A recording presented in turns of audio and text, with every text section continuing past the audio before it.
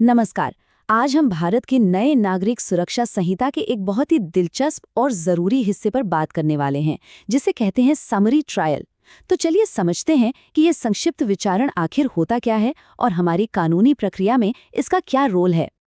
तो सबसे पहला सवाल जो मन में आता है वो यही है कि ये समरी ट्रायल आखिर है क्या, इसका मतलब क्या हुआ, और ये जो हम आमतौर पर अदालती कार्रवाई के बारे में सुनते हैं उससे ये अलग कैसे है। आइए पता करते हैं। ठीक है, तो चलिए इस कॉन्सेप्ट में थोड़ा और गहरा उतरते हैं। सबसे पहले इसकी बिल्कुल बेसिक परिभाषा को समझते हैं और ये जानने की कोशिश करते हैं कि इसे न्याय का एक सरल और कह सकते हैं तेज तरीका क्यों माना जाता है। समरी ट्रायल, जैसा कि नाम से ही थोड़ा अंदाजा लग रहा है, ये छोटे या मामूली अपराधों के लिए एक बहुत ही छोटी एक संक्षिप्त कानूनी प्रक्रिया है। और देखिए, इसकी सबसे खास बात यह है कि इसमें सबूतों को बहुत ज़्यादा डिटेल में रिकॉर्ड नहीं किया जाता। इसी वजह से ये पूरी कार्यवाही काफ़ी तेज हो जाती है। अब समरी ट्रायल और एक सामान्य वारंट ट्रायल में जो फर्क है वो काफी बड़ा है। देखिए, एक तरफ समरी ट्रायल है जो बहुत तेज है, इसमें औपचारिक रूप से आरोप तय करने की लंबी प्रक्रिया नहीं होती। दूसरी तरफ वारंट ट्रायल है जो एक धीमी और बहुत ही डिटेल्ड प्रक्रिया है, जिसमें हर सबूत को बारीकी से दर्ज किया जाता है।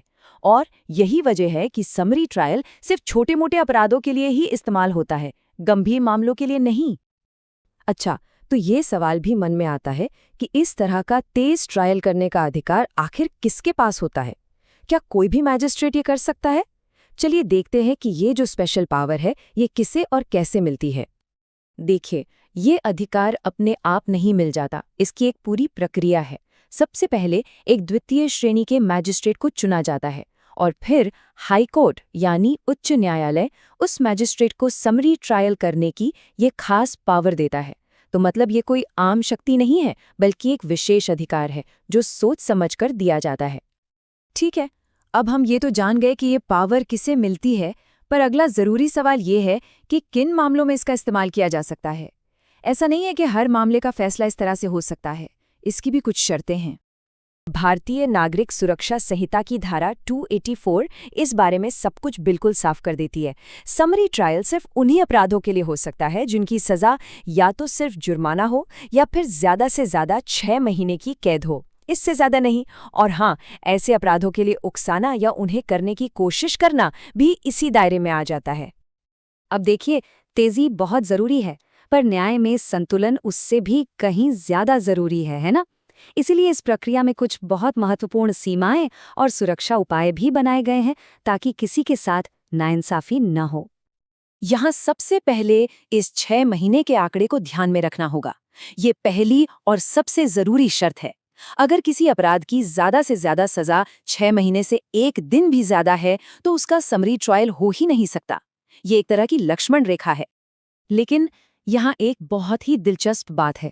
भले ही मामला 6 महीने तक की सजा वाले अपराध का हो, समरी ट्रायल में सुनवाई करने वाला मजिस्ट्रेट ज्यादा से ज्यादा सिर्फ 3 महीने की ही सजा सुना सकता है। ये एक बहुत बड़ा चेक एंड बैलेंस है। ये दिखाता है कि तेजी से न्याय देने की शक्ति को कैसे कंट्रोल में रखा गया है। तो अब जाहिर है, एक सवाल तो आएगा ही कि अगर सुनवाई के दौरान मैजिस्ट्रेट को ये लगे कि अरे, ये मामला तो ज्यादा गंभीर है और आरोपी को 3 महीने से ज्यादा की सजा मिलनी चाहिए, तो फिर क्या होगा? कानून इसका बिल्कुल साफ जवाब देता है। ऐसी सिचुएशन में मजिस्ट्रेट के पास ये पूरा अधिकार है कि वो समरी ट्रायल को वहीं रोक दें और मामले को एक रेगुलर डिटेल्ड वारंट ट्रायल में बदल दें ताकि पूरा न्याय हो सके। ये एक बहुत ही जरूरी सेफ्टी वॉल्व है इस सिस्टम में। तो अब तक हमने जो कुछ भी समझा उसका सार क्या है? आखिर हमारी न्याय व्यवस्था के लिए इस समरी ट्रायल की अहमियत क्या है? ये क्यों मायने रखता है? इसका मुख्य उद्देश्य असल में एक संतुलन बनाना है। एक तरफ ये छोटे-मोटे मामलों का तेजी से निपटारा करके अदालतों पर से बोझ कम करता है, और दूसरी तरफ सजा पर जो सीमाएं हैं और ट्रायल को बदलने का जो विकल्प है, उसके जरिए ये अभियुक्त के अधिकारों की भी रक्षा करता है। स्पीड और सेफ्टी दोनों का ध्यान रखा गया है। और आखिर में ये पूरी बातचीत हमें एक बड़े सवाल पर लाकर खड़ा कर देती है।